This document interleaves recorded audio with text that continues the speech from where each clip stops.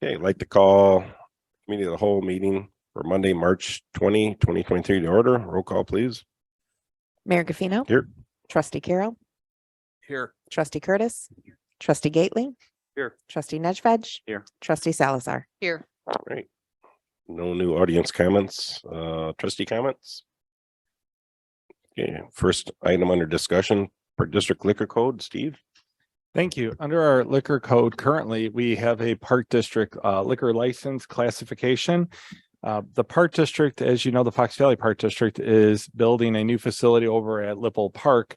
As part of that, they're looking to host private functions, and that requires a change in our liquor code.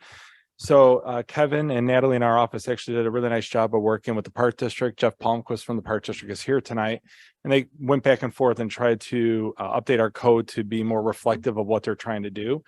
So to put it in perspective, this new venue, our current license is very specific. So park districts, including the Batavia and Sugar Grove Park District, should they ever have a facility or location in our town that they want to have liquor, you have to basically go to the board and have the venue or the park actually listed in the code as being allowed to have liquor. So in this case, the only three places that can have liquor on a Park District property are all Fox Valley Park District currently. That's Red Oak Nature Center, Lipple Park, and Island Park across the street.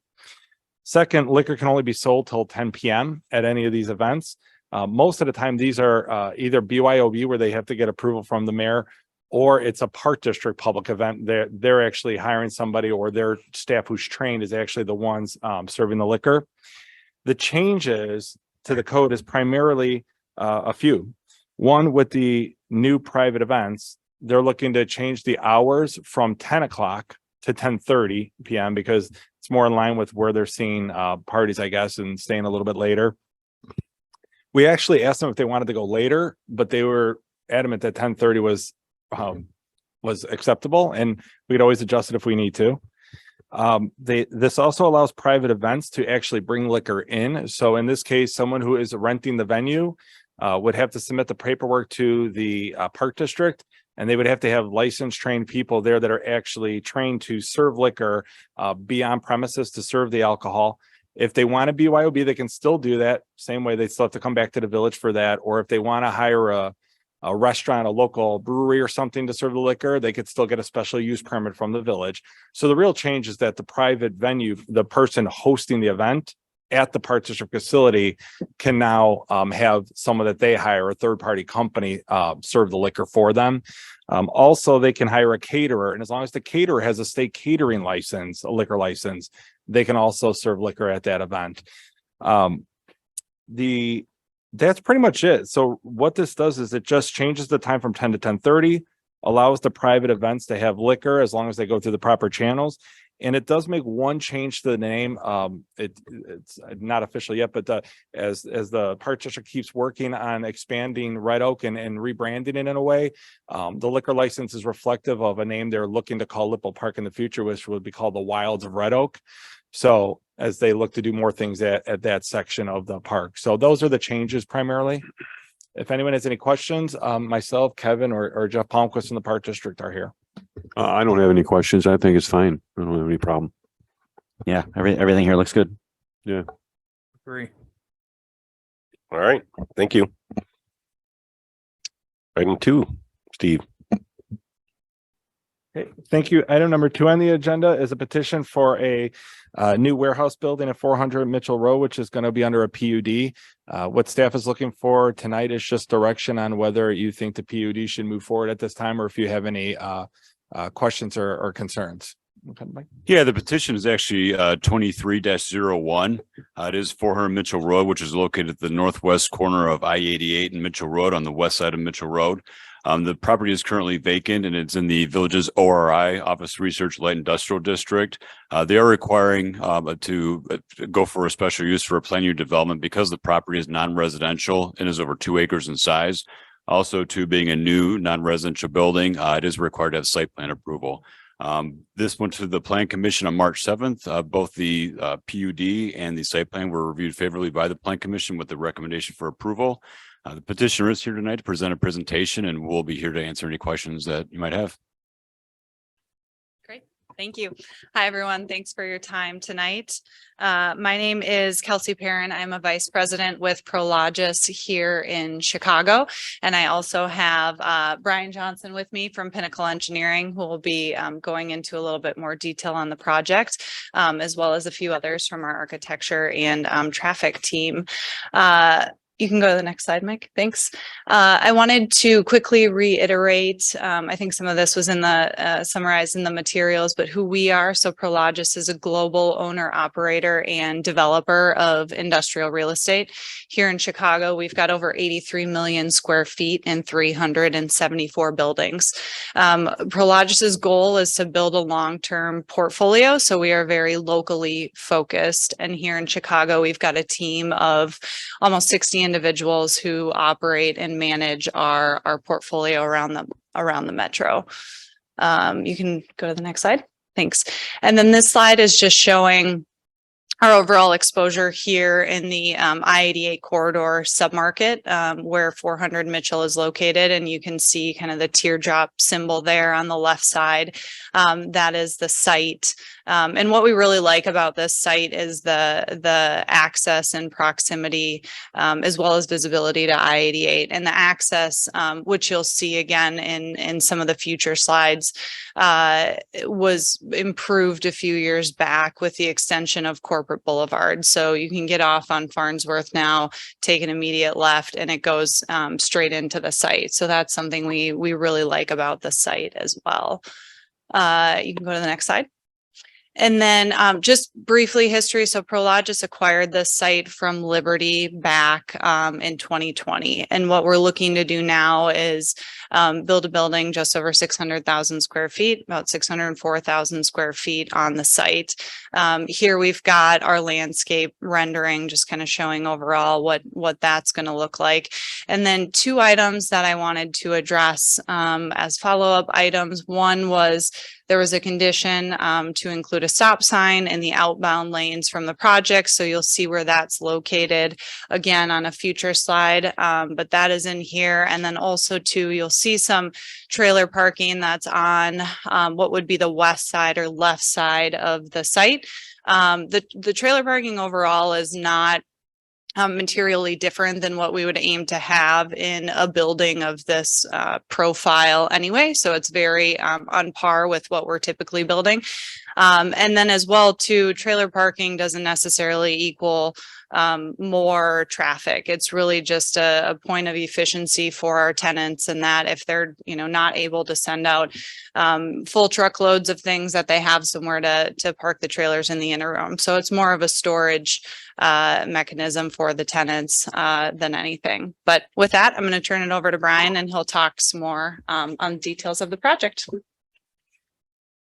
Thank you, Kelsey. My name is Brian Johnson with Pinnacle Engineering Group. I'm a licensed civil engineer in the state of Illinois. Mike, thank you for the introduction. You want to go to the next slide? So this is a slide of the site as it sits right now. So the main parcel, which is on the right-hand side of the screen, is almost 33 acres.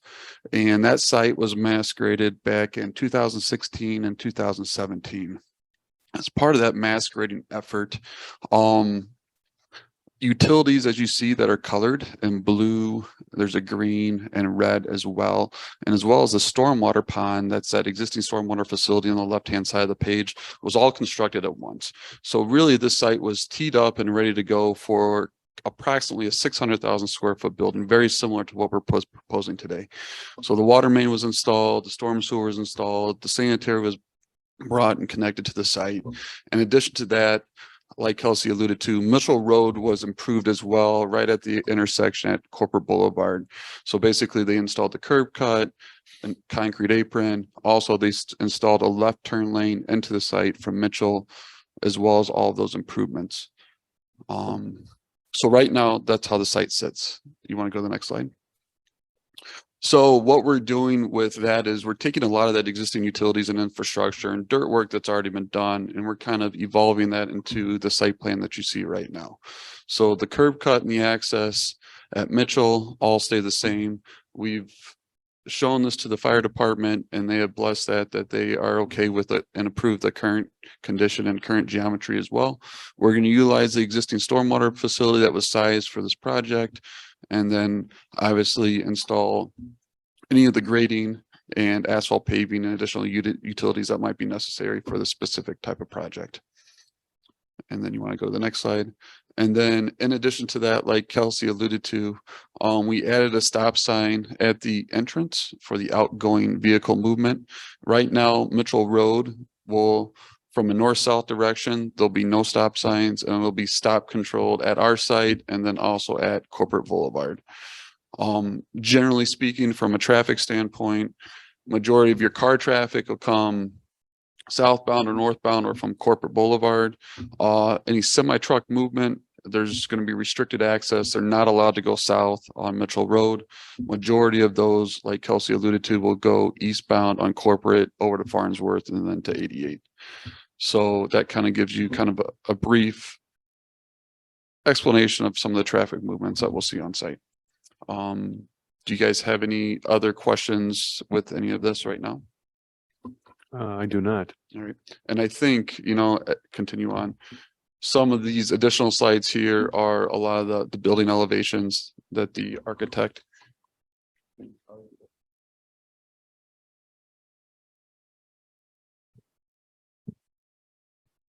I'm Mike Cody. I'm a licensed architect with Ware Malcolm. What we've designed here is a Class A industrial building. It's 50-foot tall, that's the maximum building height, 40-foot clear height, which is the amount of storage within the building. If you go to the next slide, I think these are just the flat boring elevations, but we've designed it to have an office at the corner, a nice feature element at the corner. If you have any questions, feel free. No No questions? questions. All right. Fine. Well, thank you. Looks good. It's a nice area for it. It fits in there. I'm glad you like the Corporate passage through coming off Farnsworth. I like that too. I was hopefully that helps us all, right? Yeah, definitely.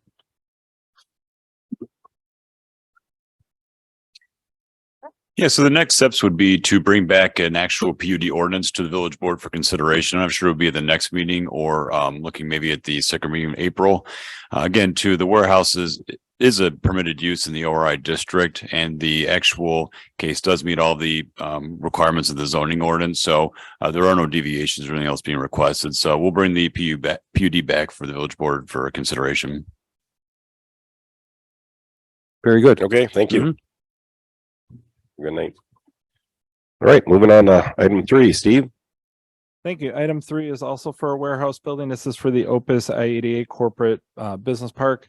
As you know, there are 2 buildings already built, buildings A and B.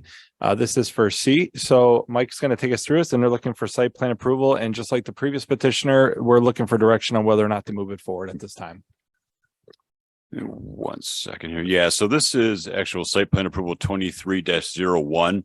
Back in 2021, the village board approved the PUD for the Opus I-88 Corporate Park, which was the former Valley Green Golf Course and also the property that linked the golf course to Overland Drive. Buildings A and B were part of phase 1. Building C was part of phase 2. And building C was required for the PUD to come back before building permit to get site plan approval. So again, it meets all the requirements of the PUD and the zoning ordinance. It just has that requirement of the PUD to come back and get the final blessing on the site plan itself.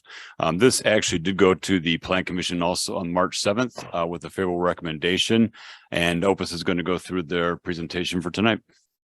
Thanks, Mike. Good evening. My name is Mike Robinson with Opus Development Company.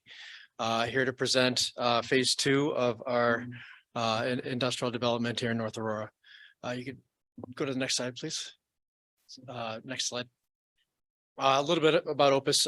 We have 8 regional offices headquartered in Minneapolis. Chicago office handles southeastern Wisconsin, northwest Indiana, and all the way over to Detroit and Michigan. Next slide, please. Internally, we're structured. We have architecture and engineering in-house. We have Opus Design Building House, that's our general contractor, and then Opus Development Company. So just go right down the office to get to our general contractor and work with them hand in hand every day. Here's the development team for the industrial group in Chicago. Next slide, please. So this is the site plan that was approved in the original site plan approval in 2021. You could see take special note of future phase 2, which is building C. It's 408,195 square feet. Next slide.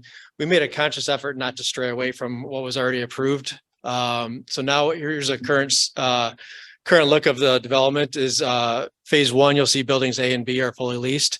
And now building C, the changes are we moved the office from the southwest corner to the northwest corner. And that's if we have a second tenant. Chances are we're not going to have a second tenant for this type of building.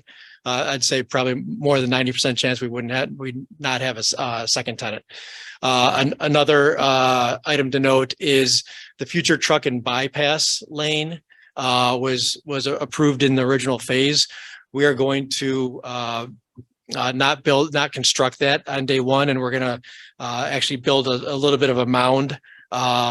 We can't really get the height of a berm because of the width of that area, but we're going to have a little mound there just to raise up that area and then raise the landscaping up with that. So, and then you'll see building C just decreased by 19 square feet. That's just based off of precast panel thickness is decreased a little bit. So next slide, please. This is just a blow up of the current site plan that we're asking for approval on. Next slide. Landscaping, we made conscious effort not to change anything. We made an effort to address this in the first phase. You'll see it's areas that are we should take special notice of are right in front of the residential area, and we have the right amount of trees there. Next slide, please. Elevations. This is really going to be the exact same elevations that we have on building B. And so it's going to have the same look and same finish as that building. Next slide. And then this is our new rendering for when it's all completed at the end of December here. That concludes the presentation. Please let me know if you have any questions. No, I think it looks fine. I like how you did the job in the last project. Thank I think it came out nice. Thanks. Yeah, everything looks fine here. I just a quick question, Mike or Steve. Buildings A and B, how have residents, any comments from residents or nothing? No. Cool. Great. I'm good. Okay, thank you. Looks good.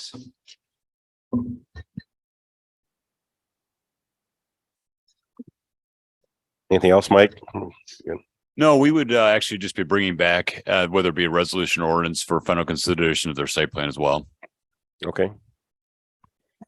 All right, thanks. I'll need a motion to adjourn, and we'll be moving in the budget. I'm sorry. Budget. Number 4 item. Yep, number 4. Sorry, Jason. Jason got really excited there for a second. Subliminally just wanted to bypass that. All right. Item 4. Item number 4 is the draft 2023-24 draft budget. This item, as you know, we did a budget overview 2 weeks ago at our last committee of the whole meeting. This is more of a little bit of a more in-depth overview of the budget. So just want to thank Jason for putting together with all the department heads this year. With that being said, Jason's going to go through this, and there will be another chance after this. We do go back to the cow in April. And anytime there's any like little changes or things that get tweaked, or if we notice an error in the budget or something like that, a typo, grammatical, we'll make changes and bring it back again in April, give the board another chance to ask questions if you have any. With that, go ahead, Jason. All right, so first, we're just going to start with a high level overview of all the funds and budgeted revenues and expenditures for the year. So all funds, $31.1 million, revenues, $35.8 million, expenditures, net decrease of $4.7 million. Primarily, all of that is within this the capital projects funds. We have a lot of capital lined up, and we'll get into some of those things in a bit here. It's typical, I guess, for any non-general fund. Some years you might see significant increases, significant decreases from year to year. A lot of those funds just kind of accumulate money, save money for long-term projects, and then in one year you'll see a lot of that reserve balance go for those projects. So going a little step further into it on the revenue side, that $31.1 million of revenue. The majority of that revenue is made up by sales tax, nearly 27%. So this is the general fund's 1% share, the 3% municipal cannabis tax, and then the 0.5% non-home rule that goes in the capital projects fund. So $8.4 million is where we're projecting currently. Revenue these last couple of years have surpassed $8.6 million. Really, we're seeing things kind of at a really high level, especially with this post-pandemic spending and people just really going out and buying cars and goods and services. When we look at this current year budget, we're expecting that to come down a little bit as interest rates are going up. People maybe buy less of things because of just how much it's going to cost to actually buy. So we are projecting a decrease in sales tax about 2.8% going to the next year. The other taxes line, 17% of revenues, that's primarily made up of income tax, replacement tax, use tax, gas, natural gas, electric, telecommunications. So basically all the other miscellaneous various taxes that the village collects goes into that line, $5.2 million. Again, when you look at last year or 2 years ago, $5.7 million, this current year, 5.6. We are expecting a lot of those to face similar path as a sales tax, to where we're going to budget maybe those will come down a little bit, be a little more conservative on the revenue side there. And then finally, property taxes, $3.3 million, approximately 11% of all revenues, and we'll get into that one in a few slides here further. On the expenditure side, $35.8 million. Personnel makes up the largest portion of that, which it usually does every year. About 31% of all revenues. I have a few slides upcoming that will get into some of the personnel assumptions we're using. On the capital side, this year, just over $10 million, so 28% of the budget. And again, I'll get in further some of the other capital.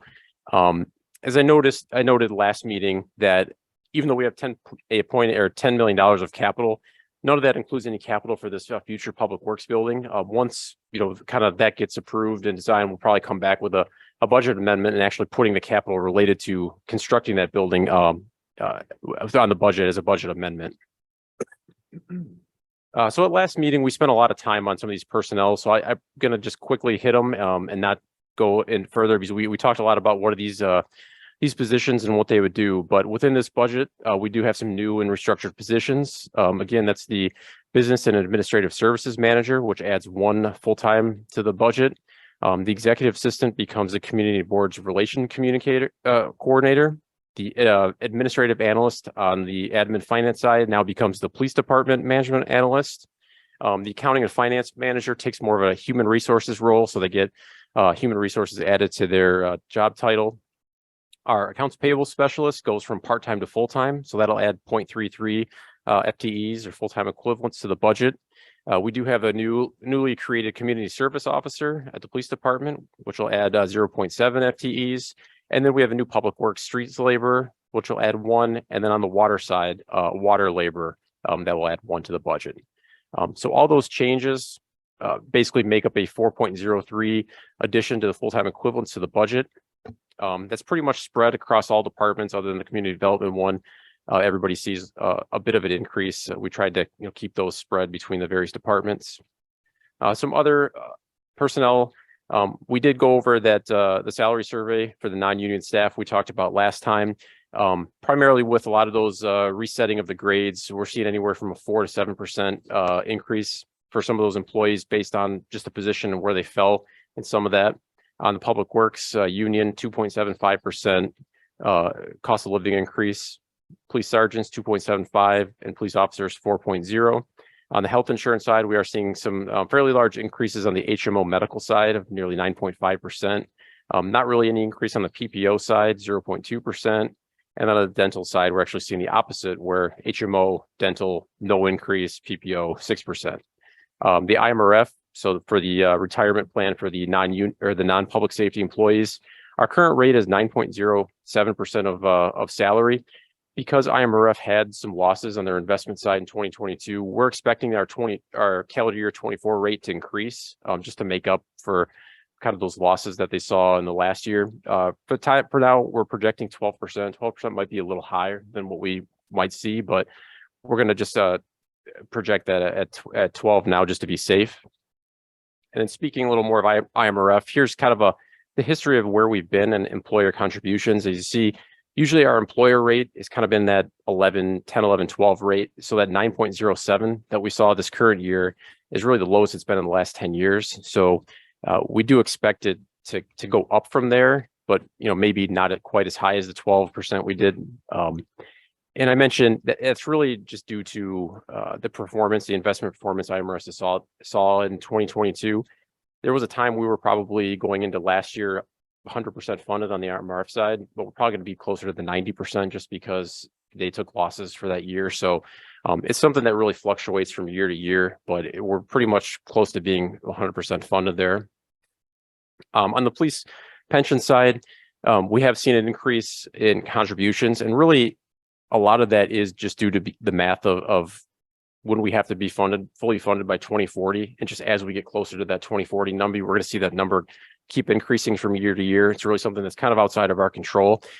We did mention in the past that we're probably looking at a surplus in the $2 to $3 million in the general fund range. And what if we made additional contributions to the police pension fund?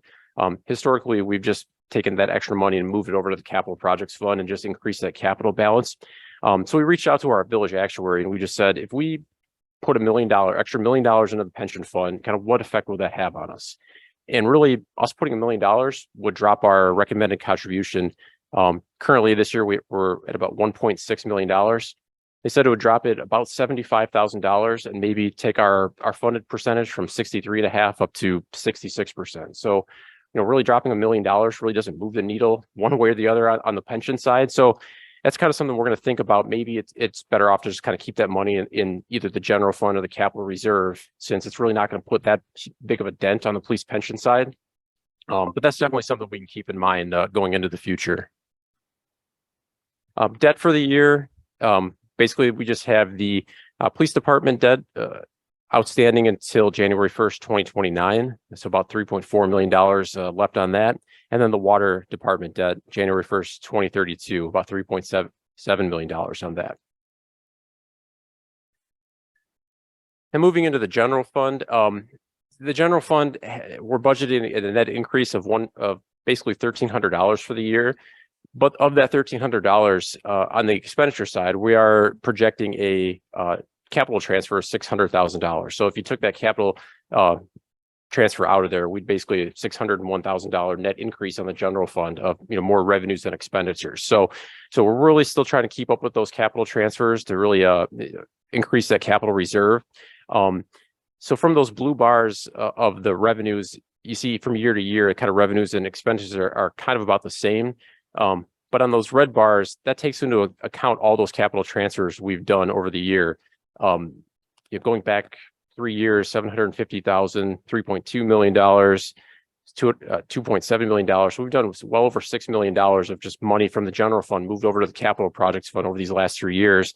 And as I mentioned, we're still probably looking at another $2 to $3 million this current year when it's all said and done of additional capital transfers to make. Just the history of the general fund balance. The village has a policy of 40 to 50% of expenditures. So if you look at where we've kind of been, we've always been in that 60 to maybe low 70 range.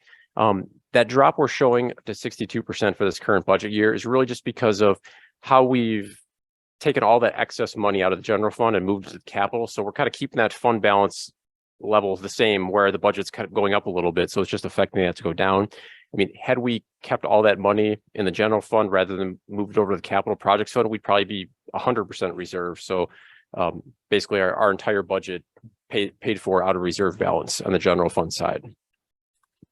Sales tax revenue, again, post-pandemic, when you start looking into those bars from 2015 to 2020, we've seen almost a significant jump in sales tax, primarily due to the 3% municipal cannabis tax coming in, and then all the post-pandemic spending. So, we used to be less than $5 million.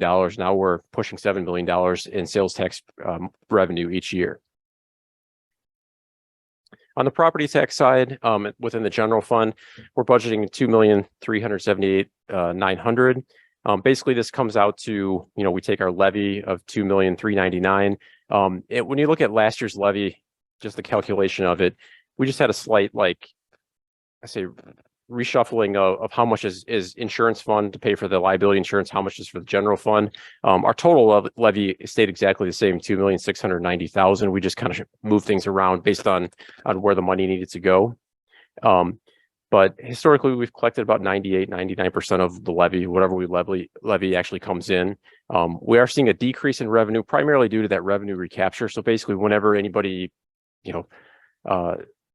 says that they, goes and tells the county that they don't think their valuation is correctly, and they essentially make it up on the back end for everybody. So we'll see being a little less money this year versus last year for that. So because of that, even though we levied the same, we should see maybe a little drop in the revenue coming in.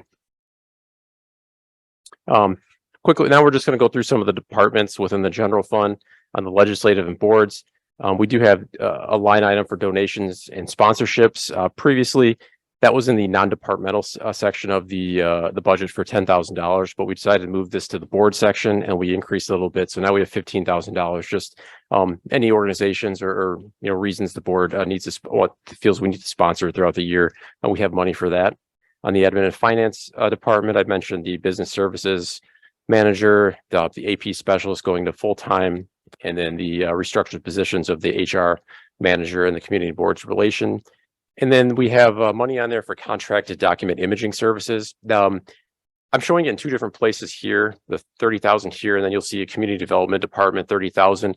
But really what that's ultimately going to be, as Steve mentioned, we'll bring back some changes, is you're going to see a $60,000. So the total budget's not going to change. It's just timeline. We got the phases kind of reversed. This would be just to get all our electronic documents pushed into the system. But then going forward, you might see a phase 3 in future years where we actually go department by department and take all the paper and get the paper scanned in. So because of those timelines got mixed up, so we're going to have a change here where I'm pulling that 30,000 out of the community development and putting it into this budget. Basically, we have $60,000 in this year's budget, but it's not to take all the information we already have digitized and have a company organize and put it in the cloud. But what happened was we just ran out of time for this fiscal year. So it's not going to get done before the next fiscal year. So we're just going to start it so that we start making that expenditure after June 1. And then, as Jason was saying, the actual paper scanning would happen after that. And that would probably be starting the next fiscal year after that. I'm moving forward to the police department. Again, we have the new management analyst and the new community service officer positions. We are replacing some ballistic helmets for the entire department, $15,680. And then the police department is also going to start up the bike patrol unit. So we're purchasing 3 bikes, $6,300. And then this community development, I mentioned that $30,000 for document imaging, that's actually going to go away and get moved over. So instead of being 30 and 30 in 2 departments, we're just going to have the 60 all in 1 department. And the bike patrol unit is something that Chief DeLeo had brought forward to me, that it sounded great. It's another way for the police officers to get more active in the community on a face-to-face level with people. And plus the fact that we have as many parks as we do in the Fox River Trail, it just gives the police officers more opportunity to actually ride with people and get out there in the community at the parks. We used to have a bike patrol unit, but for some reason years ago it went away. So this is just reinstating it. Manpower issues. On the public works side, as I mentioned, the new streets labor position, and then we have $50,000 in the budget to start adding lighting to the village welcome signs. And then in the non-departmental side, $150,000 increase in sales tax rebates. This is with the new Genesis dealership coming online with the agreement on there. So we're going to expect to start paying on the sales tax rebates for the new car dealership. Then at $11,500 increase in community events.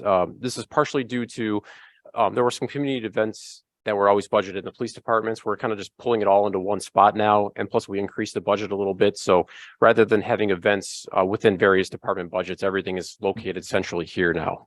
And that's another thing that we're proud of that was in the strategic plan to have more community events. And as we start to roll those out, you'll see it in the next newsletter. We actually have a listing of several of them, around 10 or so that are going to be spread out throughout the year. And that doesn't include, I mean, you have North Aurora Days and you have the fireworks, but we're talking little one-off events every 3 weeks or so from April, May, all the way through basically October. And then one in the one that we have in December as well.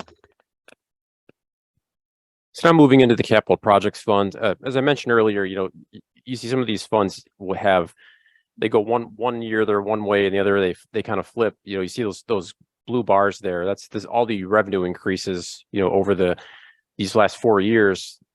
This significant amount of money coming into the capital projects fund, and then all of a sudden we get to this budget, you see that red bar, the expenditures significantly outpace the revenues. So we're spending a lot of that reserve fund this upcoming year.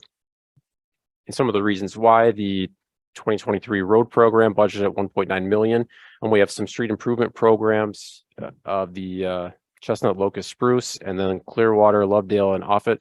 Both of those have related water main replacement. So this is just the street portion after the water main section has been done.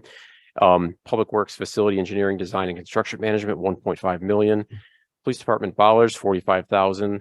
Pedestrian traffic signal, Randall, Ritter, and Dogwood, 120,000. And then the Tanner Storm Sewer improvements, 1.4 million. Related to this one, we actually do have a DCO grant of $225,000 that will be applied to this.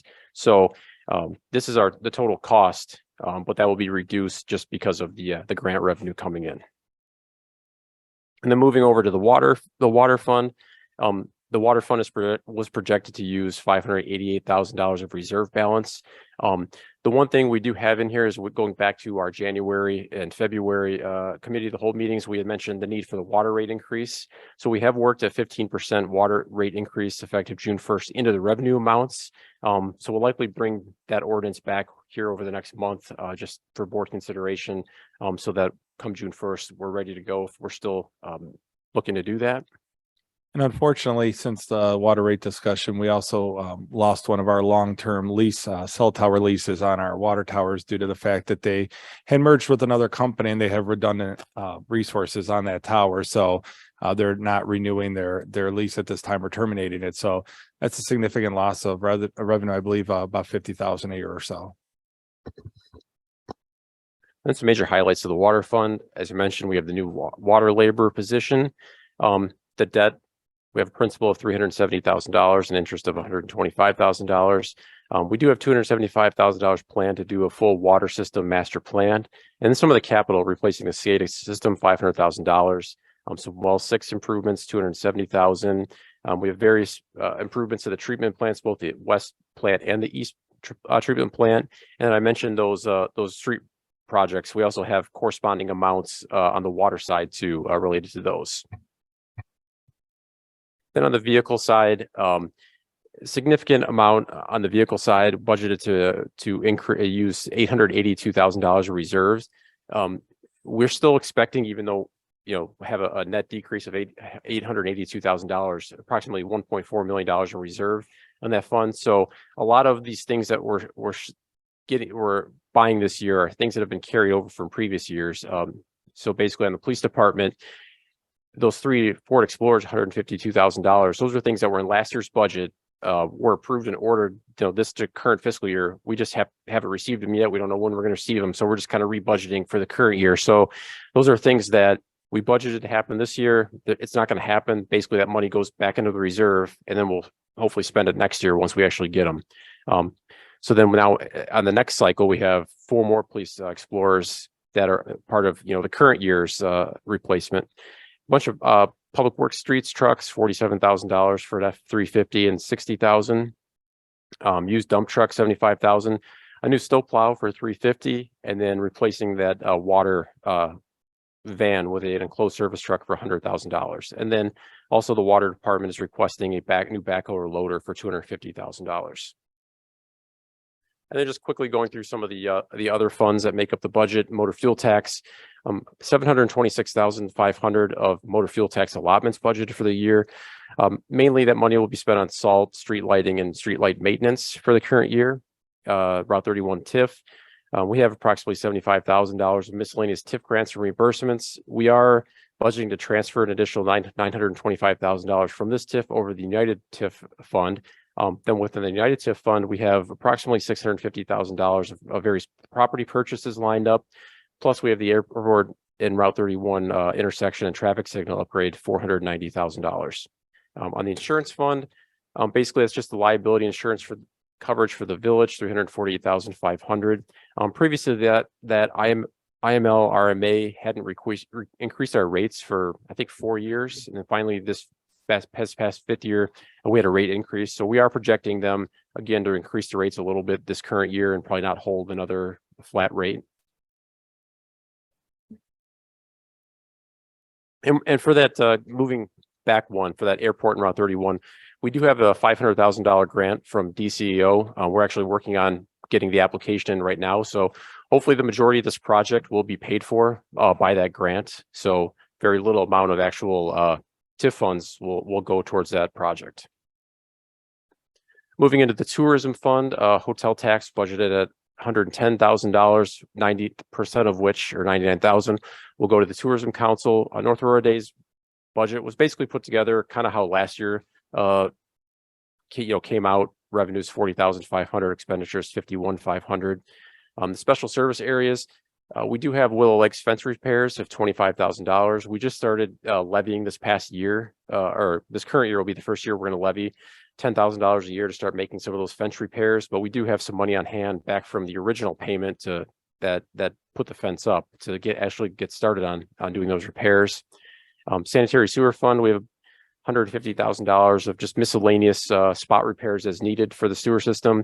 And then we're going to start doing a cleaning and televising cycle of $60,000. And that's probably something we'll be doing every year just to kind of stay proactive on the sewers. On the police department debt service fund, we have principal of $535,000, interest of $104,000. And then on the police pension fund, just our normal, service disability surviving spouse pensions of $1.7 million. So then going forward, as Steve mentioned, we'll bring some additional changes or updates on these next two committee of the whole meetings in April. If there's any changes or updates to the budget, from there we'll have our official public hearing on April 17th, and then we'll bring back the budget on May 1st for final vote. So if there's any questions, Great, thank you. or Any Very good. questions? No, very good. All right, now motion to, Motion to adjourn and go to exec. we're going to exec session, discuss property acquisition and personnel. Second. All in favor, say aye. Aye. Aye. Any opposed? Same side. All right, thank you.